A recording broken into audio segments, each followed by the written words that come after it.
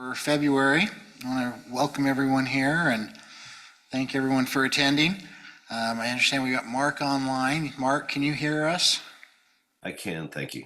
Wonderful. Thanks for joining. And I think Todd is going to try to join. So when he does, everyone get what? No? Well, did everyone get a copy of the agenda? Get a chance to look through it. Are there any questions, comments? No questions here.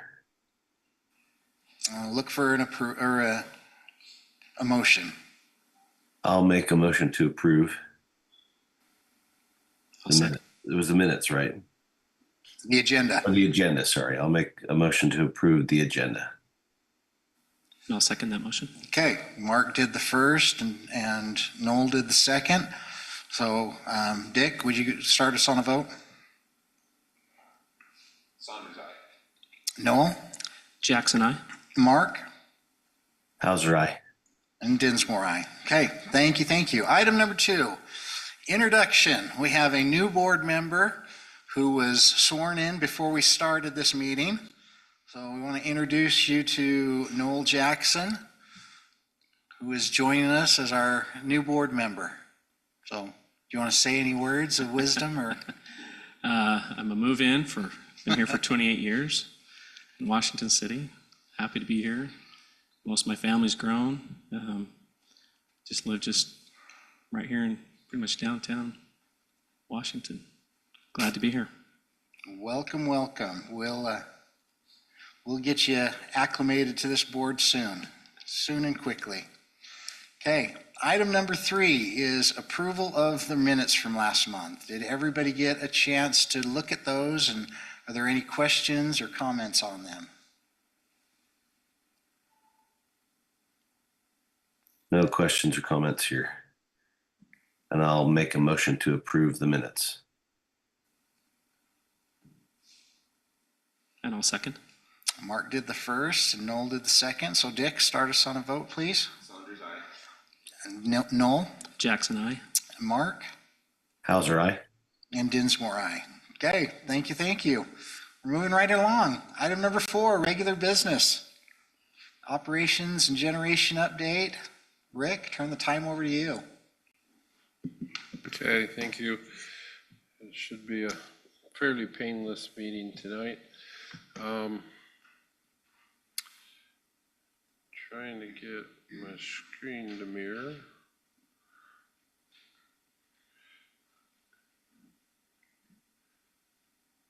There we go. Okay.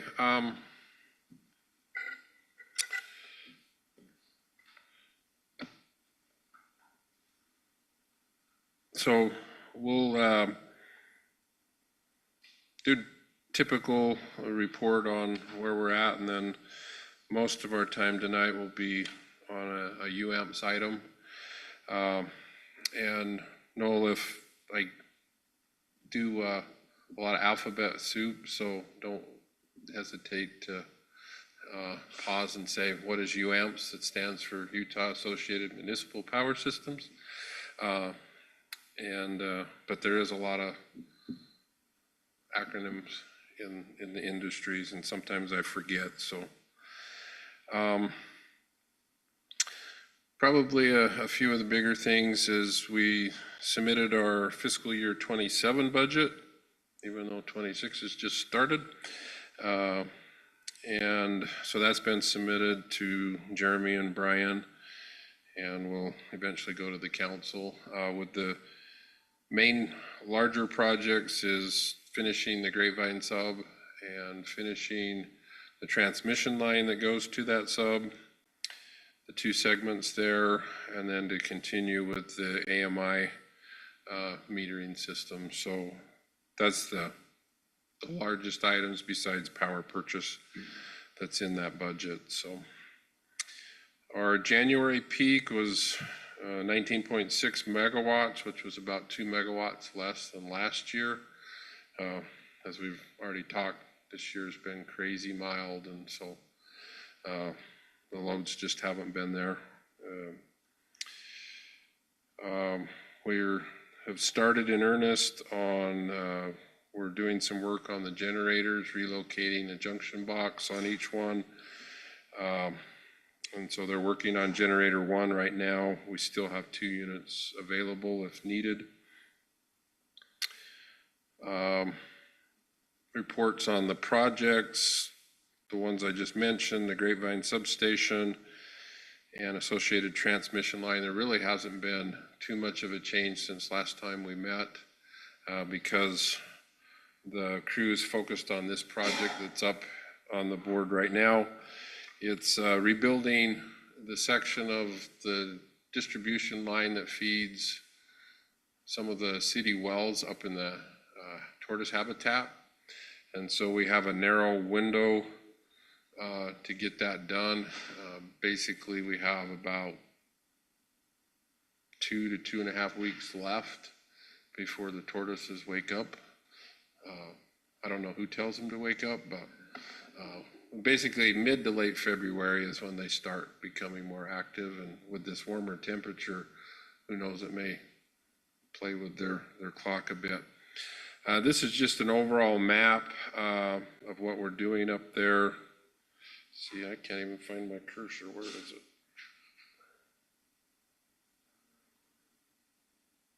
Where did I? Oh, there we go. Why am I having cursor struggles? Oh, it's just a different shape than what I'm used to. So this blue line over here is where the existing distribution lines were. They were quite a ways off the road, so if we had to do maintenance, you know, it required them to kind of go across, disturb more of the tortoise habitat than we'd like. And so we, a few months back, had proposed to the habitat relocating, since we were rebuilding the line anyway, relocating it as close as possible to the access roads. And so the red line is where the new lines are located. This one up to the east is pretty close to where the existing one was. That's been installed and is completed, that segment. The segment from down here where it says pole A up to this intersection, they just pulled yesterday and today. And then they're gonna shift over on replacing, this is the only pole left that hasn't been stood. It'll basically go back where an existing pole is. So once they get that done, then they'll pull the wire in this new alignment. When they get all of everything transferred, then they'll actually go in and remove the old line. And they're gonna do that, cut it up in small pieces and actually carry it out instead of getting trucks in there. The habitat allowed us to just cut the pole off basically at ground line, just below, and they'll cover it back up. So again, to minimize the disturbance up there. So if you've never hiked up there, it's a really nice area. I think the tortoises have some of the best land in the county. The crews actually have loved it up there because they don't have to deal with traffic. It's quiet. There are quite a few hikers, but they're very good to work with. So, but it's kind of a little bit of an interesting project. The line continues south of the habitat boundary here. There's a little parking area.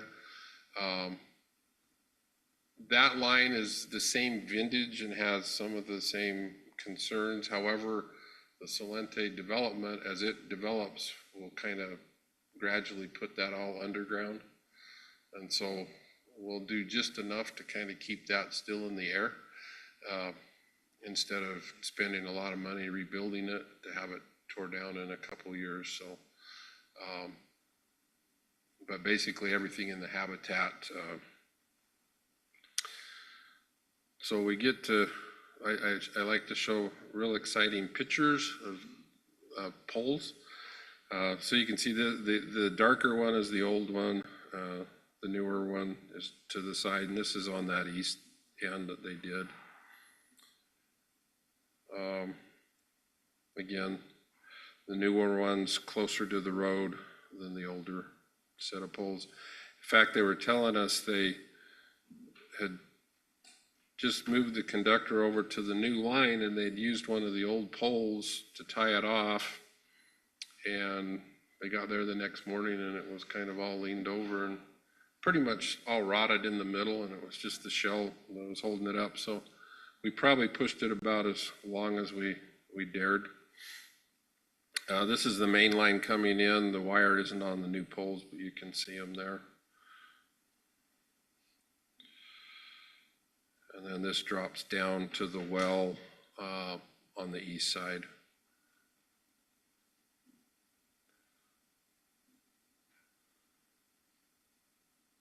So it's kind of an interesting project. This is the well at the far east end of that first segment that they completed. One of the things that the Habitat asked us to do, and actually they're paying for the materials to do this, is put these raptor guards on. So the idea is make the pole to where the birds of prey can't perch on there and prey on the tortoises. And so they asked us to put this up, and like I say, they actually covered the cost for the materials for those raptor guards. So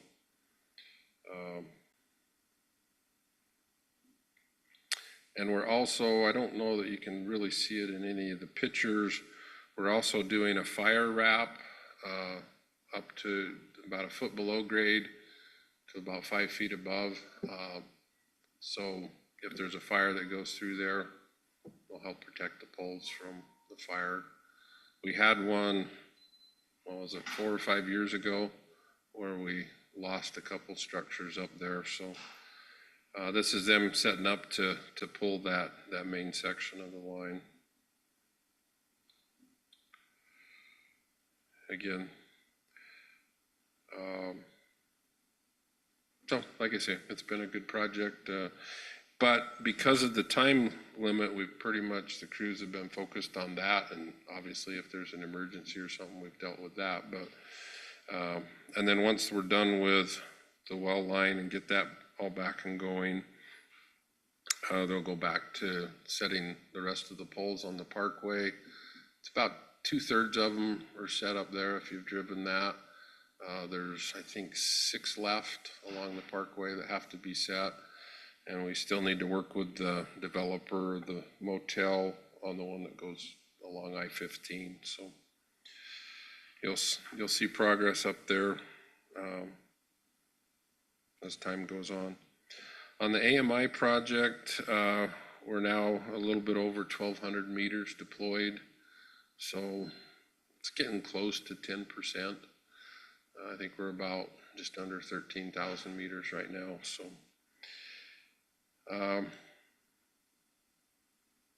on the solar applications in January, actually kind of surprised me. We had 5 come through even after the tax change. One was an addition to an existing system. You may have seen Lumen in some parts of what is over in the wagon wheel area, probably even up in your area. They're starting to do conduit work that they're planning on attaching to our poles.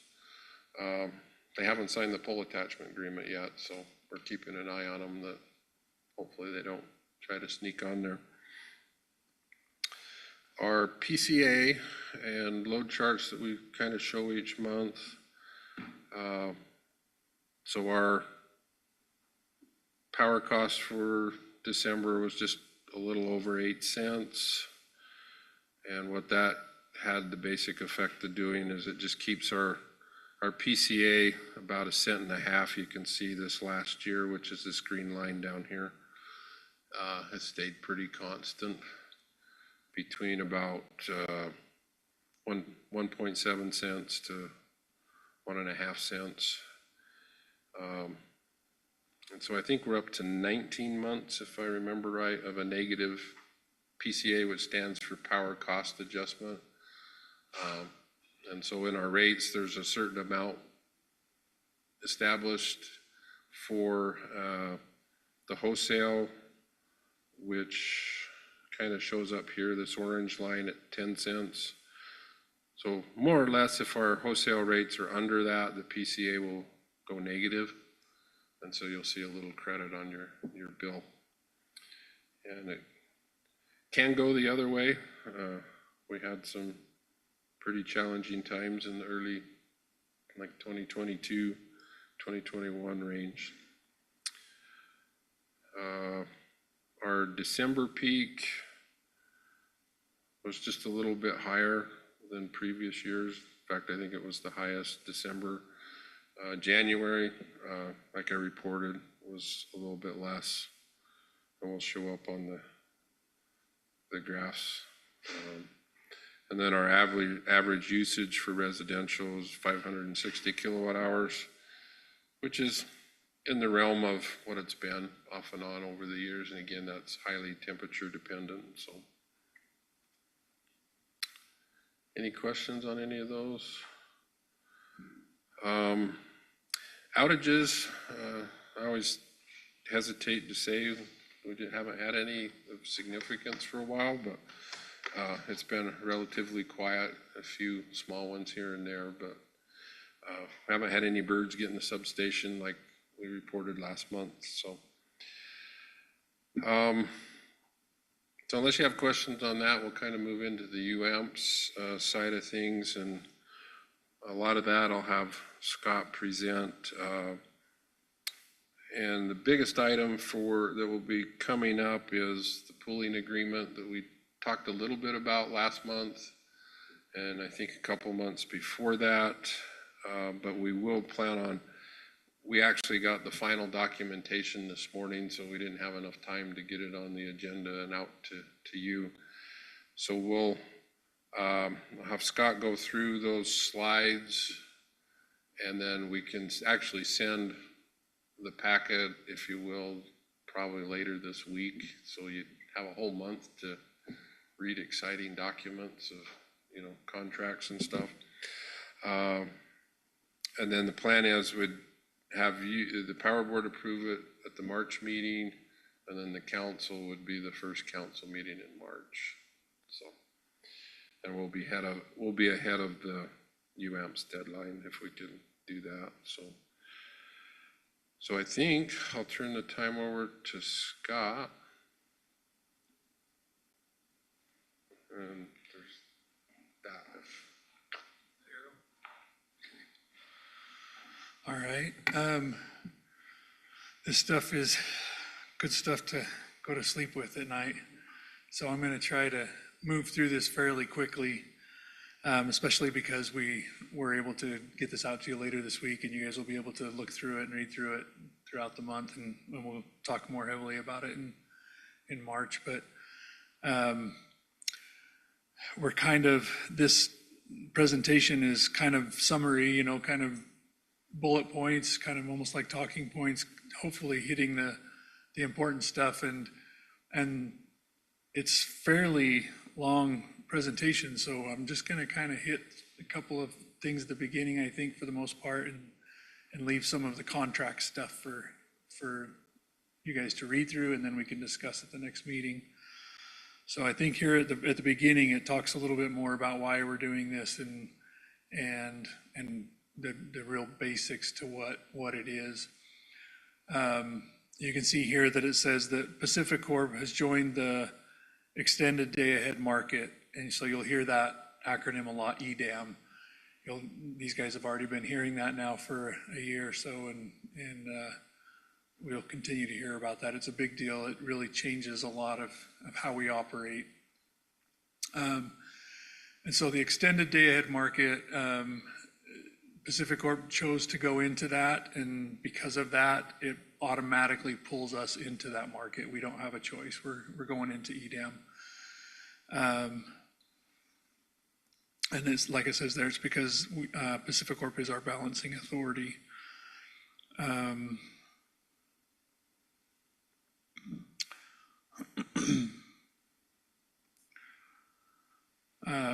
So you can see here, so because because of EDAM, we have to change our pooling agreement. This pooling agreement, we actually have a pooling agreement now, but it was signed back in 1980.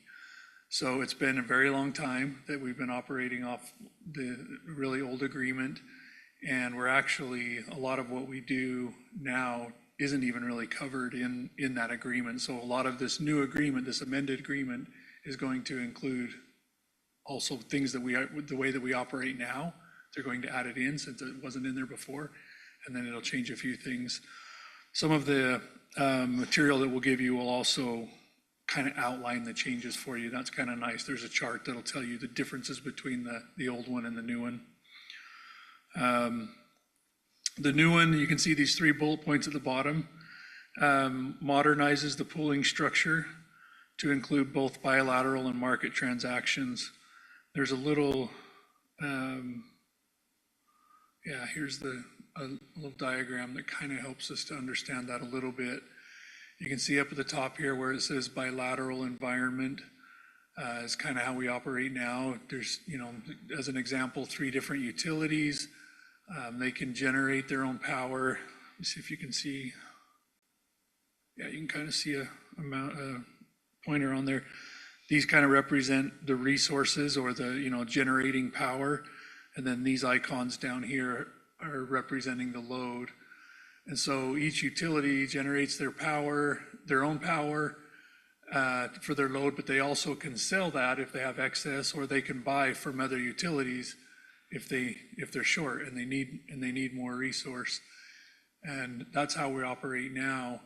And the new market, what they're calling a centralized market, is a little bit different.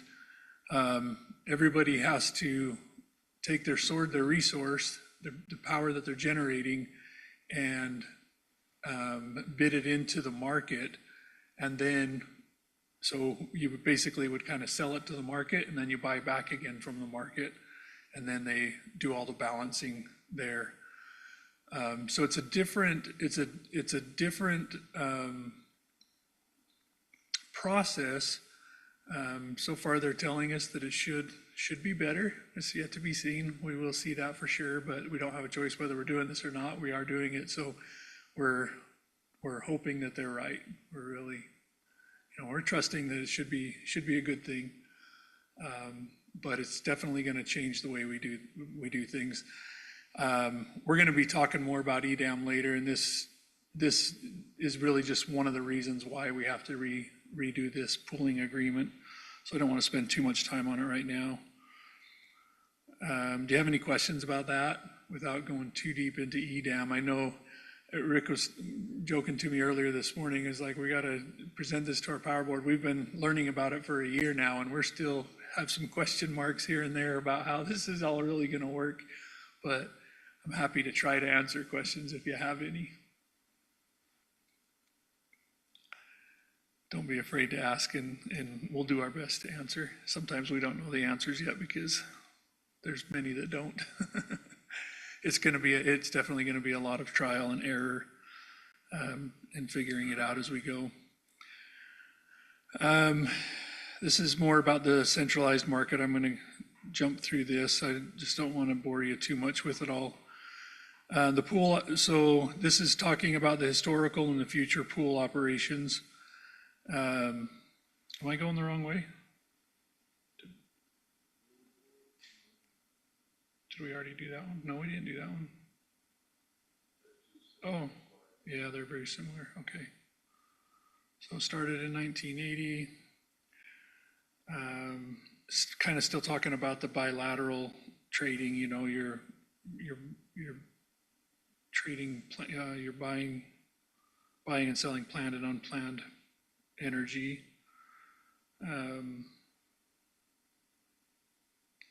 Participates in the EDAM market with the new one.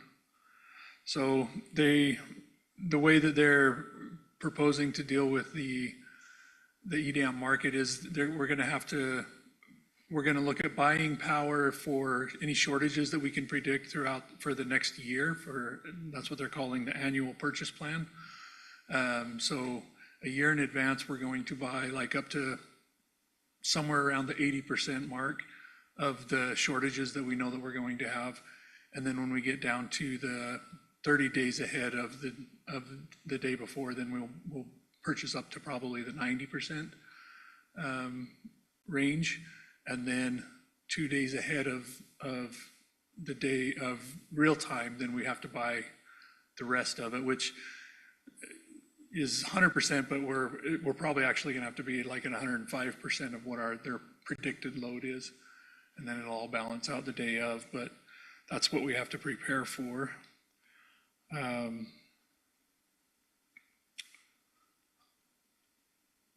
So this slide, major difference is it obligates participant to purchase all of its power requirements and associated resource sufficiency obligation in excess of its own resource from UAMPS. So UAMPS will be like the facilitator of this whole thing. They're going to be keeping track of all of that. We're gonna do the best that we can with the manpower that we have to double check everything and make sure that we feel like everything is going well. They also are going to, I think it talks a little bit later down in here about audits. We'll have audits every once in a while to make sure that everything is, we're optimizing this model the very best that we can. But it'll all go through UAMPS. And so we're authorizing UAMPS to make those purchases for us. We're going to keep an eye on it and see how it goes, but we are authorizing them to make the purchases. And then annually, participants, we would have the opportunity to opt out if we choose.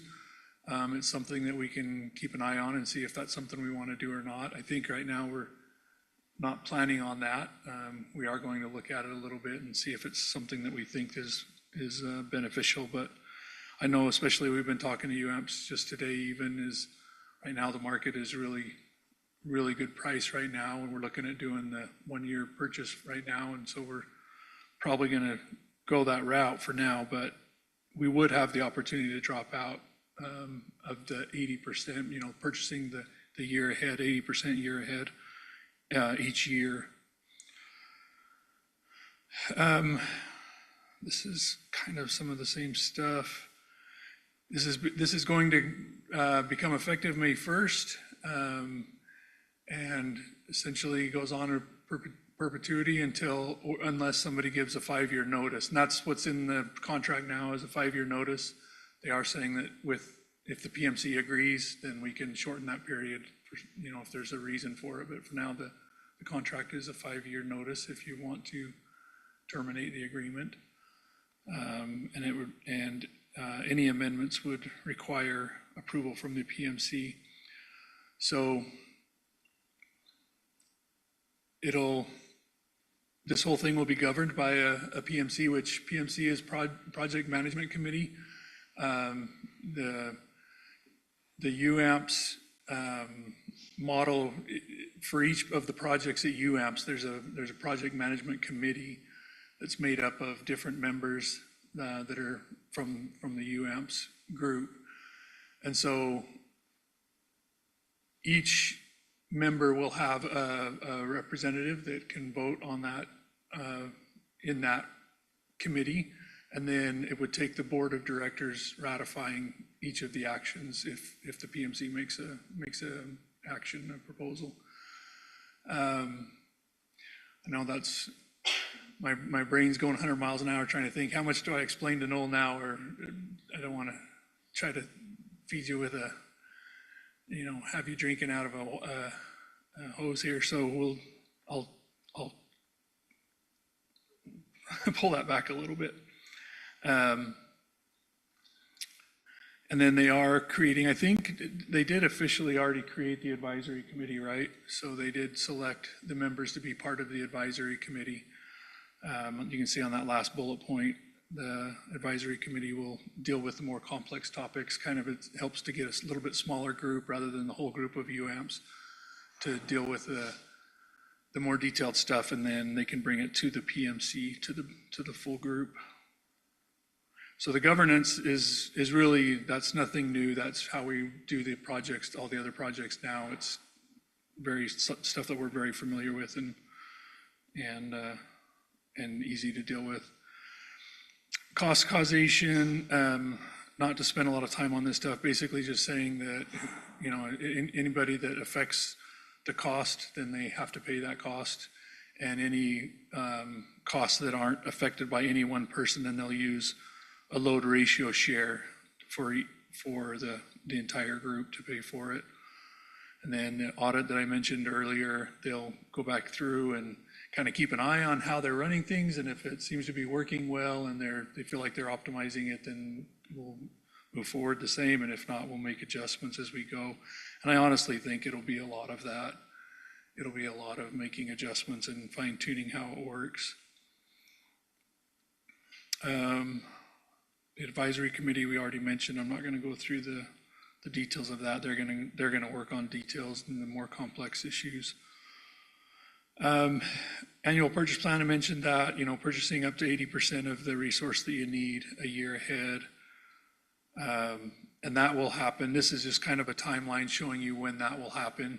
So each year, we'll start in just before October, going through, looking at our loads and our projected loads, and starting to determine what we think we're gonna need for the next year, kind of working that through with UAMPS, making sure that we agree with what UAMPS thinks and be purchasing that power by the end of the year. Hey, Scott, Yeah. do we know where the numbers came from on the 80 and 90% on those? I Is that believe, just a safe? I numbers believe for 'em, UAMPS or- came up with those numbers. Just kind of good practices.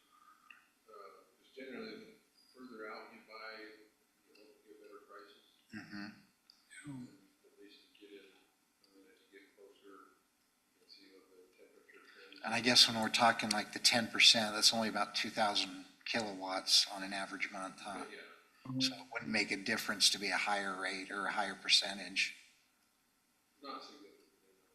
Okay. And we can analyze that, like, it doesn't have to be That's where you're those saying numbers. they'll We could- analyze it yeah. and see. And even internally, we can change those numbers if we feel like we need to. Like right now with the market being really great prices, maybe we look at 85 or 90% because we know the prices are really good.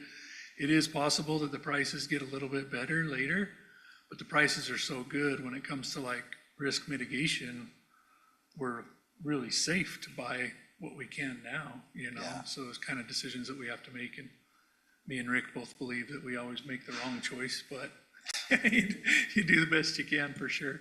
And it always tends to be a win and a loss. You do good sometimes and not so good other times, a little bit like the stock market.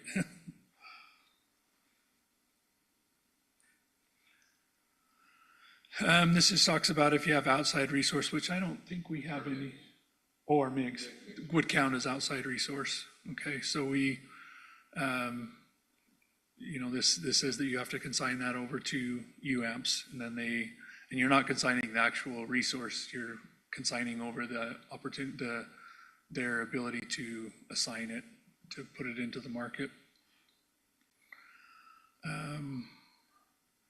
This kind of talks, just a quick little summary of other things that are in the agreement: payment obligation, rate covenants, representations, warranties, kind of your typical contract stuff that put us all right to sleep. We have to read it and we have to understand it, but you have to do it when you're not feeling too sleepy.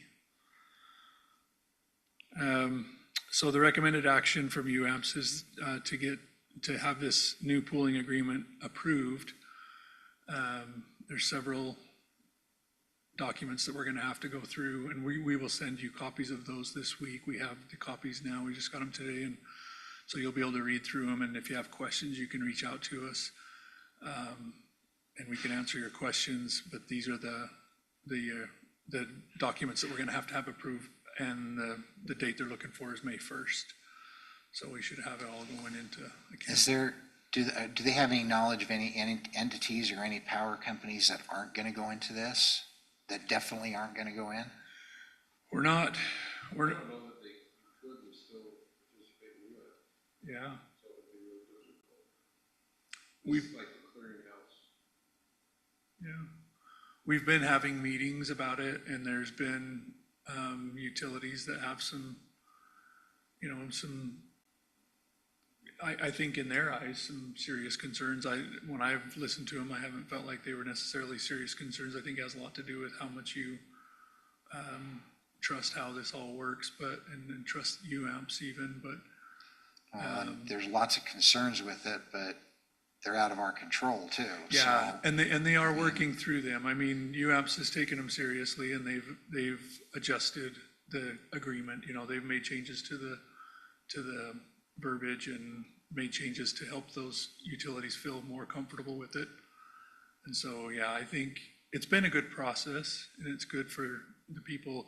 And some of those utilities that are having the questions are bigger utilities that have personnel that do this kind of stuff on the daily. And, you know, the smaller utilities like us and smaller don't have that kind of personnel. And so, you know, it's not as, we're not as much expertise as some of the others, but as we've listened to them, you know, I haven't felt like anything was such a big concern that anybody was going to back out of it. They just wanted to see the language tweaked a little bit. And so, and like Rick said, I don't know that they could get out of it unless they were going to get clear out of UAMPS. We haven't asked that question, but we don't understand how it would work if you didn't sign it, how you'd be able to do it. So being UAMPS, so. I think that, yeah, UAMPS values and questions. I apologize, is kind of fast and super boring, but it is kind of boring stuff, but we do need to understand it, and we'll get this out to you, and hopefully you take the time to read it when you're feeling wide awake and ready to read contracts. But we'll be looking at getting this passed next month if we can. So for sure, we'd love to hear your questions and concerns as you're reading through it. okay. Thanks, Scott.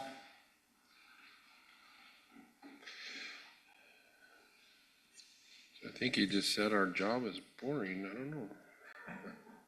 But it is. And yeah, this will be in one of the documents that kind of gives you a comparison, existing agreement, new agreement, and then just basically the same thing in the presentation, but on a 1-pager, well, 1.5-pager. So that's what will be sent to you, and you can look, as well as the actual contract documents. So that's the main thing for this meeting, and as well as what will be next month.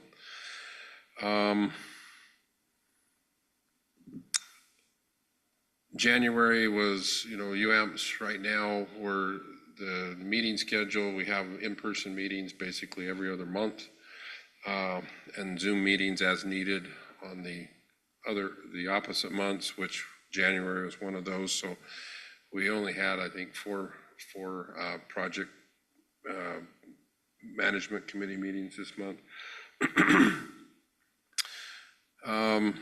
And once we get through the pooling agreement, they'll probably look at in a little more detail the all requirements project, some wildfire plans, and some of those things. But this is chewing up a lot of the staff time right now, is to get this, because of the May 1st deadline that has to be met and have things in place by then. So as Scott mentioned, we had a Zoom call today with UAMPS staff looking at this upcoming year. Of course, the timeline that was shown in the presentation, we're already past that because we haven't got all this in place yet. And so that's what, hopefully by Thursday, we'll let them know what we think we need to buy to get to that 80, and we may be a little higher than that range this year. So, and we're going to learn a lot this first year into it. On the Central St. George project, the two main things there is the 138 kV looping was accomplished in October.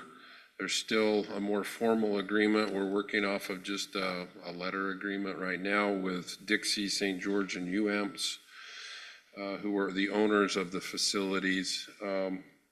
And so we've had some meetings on some finalized, more formal language, which will continue on that. The biggest project within the Central St. George project is adding more transformer, 138,000 volt to 69,000 volt transformer capacity at 3 substations. And the main thing that's going on there is developing the specs for the transformer, circuit breakers, and probably switches.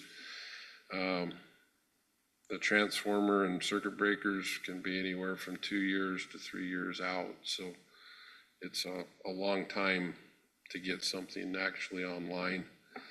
We're probably in the 3 to 5 year range before the project gets completed. So by the end of the month, we had a meeting yesterday with the engineer. They hope to have those specs ready to send out by the end of this month. And I would expect that our next meeting with them will give them authorization to send that out. So the Payson Nebo project, again, that's a combined cycle. We have the combustion turbine and then we have a steam turbine. Steam turbine was the one that kind of flew apart a few months ago. They've completely disassembled the rotor, and it's went from Texas to California to do the next. There's only certain shops that can do certain things. They'll do the work in California, then they'll send it back to Texas to finish the work, and then send it back up to Payson to be reinstalled. The current timeline hope is it would arrive mid-May and be online by the end of May, which is hopeful because that's about when our loads start to go high. But right now it's running simple cycle with just the combustion turbine, and it's running well. The only downside when you run in that mode, you're not as efficient because you don't get the benefit of the waste heat off of that.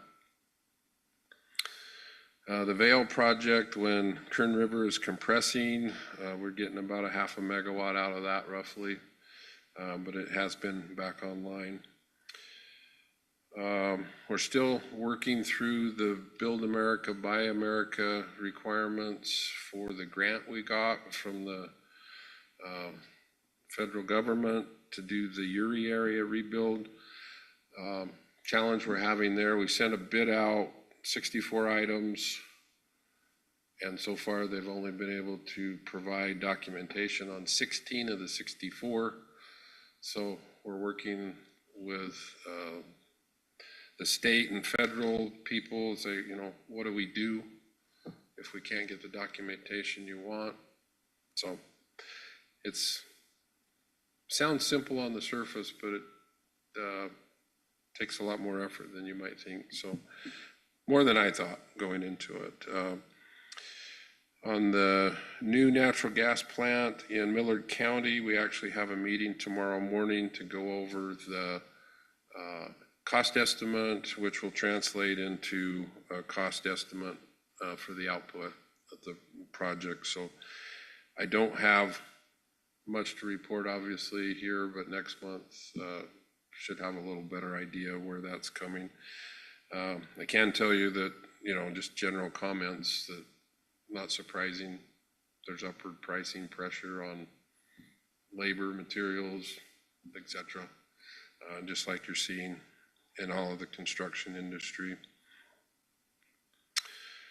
The next main steps on that will be somewhat similar to Central St. George project, would be to order the transformers and the generators and engines themselves. They will be, I think they're made, is it Sweden or Finland? Sweden.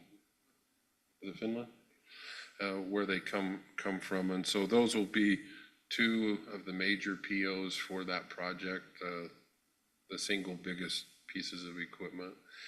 And again, they have a 3-year-ish lead time on them. So the sooner we can get things on order will help solidify the pricing and hopefully minimize the inflation. I'm sure they're going to have escalation factors in the contract that, you know, if steel goes crazy, some of that will flow down. But at least it'll give some pin that we can start from to minimize the inflation effects on that project. And Millard County, for your benefit, is it's about 180 megawatts. It's 10 18 megawatt reciprocating engine units. The engines are, I don't know, what were they down in Tucson? They're probably 25 feet long, really big units. And then there's a second natural, and that's slated to hopefully be online around 2030, 2031. And then there's another natural gas project that will be located up in Idaho called Power County. And it's a combined cycle that has a combustion turbine with a steam turbine after the combustion turbine. That one's not quite as far along, but it's going to follow a somewhat similar pattern. At not too distant future, we're going to need to place the PO for the transformers and the turbines. So really, I think that's the majority of what I have.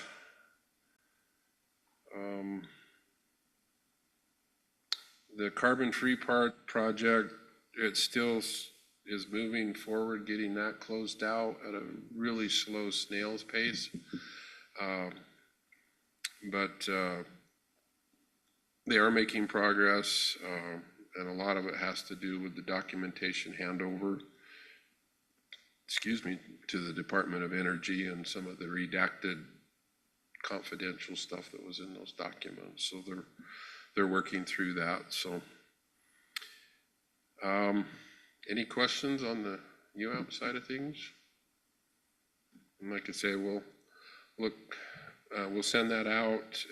If you got questions in the interim, and certainly if you want to contact me or Scott, we'd be glad to take you around the generation plant, give you a little tour of the system to the extent you want, and get you a little more familiar. So Yeah, I'm curious about that, so I'll probably take you up on that. I'd be okay, interested to see that. yeah, that would be great. I think I can dig out a card, but yeah, we'd be glad to show you around as much or as little as you want.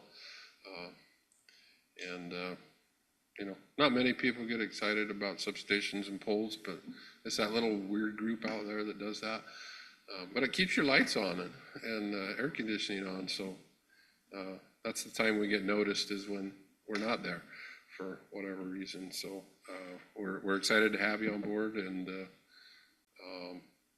there'll be opportunities to, if you're able, to go to some of the UAMPS meetings. That's always good to get a little more exposure to the wholesale power cost. Just to give you a rough idea, I probably shouldn't shoot from the hip, but roughly 2/3 of our budget is UAMPS and our wholesale power costs. So roughly around 16, 17 million a year out of a mid to low $20 million budget. So that's why a lot of effort and time is spent on that side of the business. So okay, that's all I have for you this month. How did we do? Pretty good. Pretty good. Okay, thanks, Rick. Appreciate that. All right, are there any questions or comments? None here. Okay, looking for a motion to adjourn. I'll go ahead and make a motion that we adjourn the meeting. I'll second that. So Dick did the motion, Mark second. So Noel, would you start us on a vote? Jackson, aye. Mark, Hauser, aye. Dick, Saunders, aye. and Dinsmore, aye. Okay. And I'm here also. Oh. Sorry I Okay. didn't make it in person. Had a little catastrophe, but I was able to make it or to listen to all of this. So I appreciate the presentation and look forward to seeing some of those documents. Well, Todd, give us a vote on the adjournment. Spriggs, aye. Thank you. Okay, till next month, we'll meet on March the 3rd. So we'll see you then. Thank you. Thanks for everyone attending. Thank you, everybody. Welcome, Noel.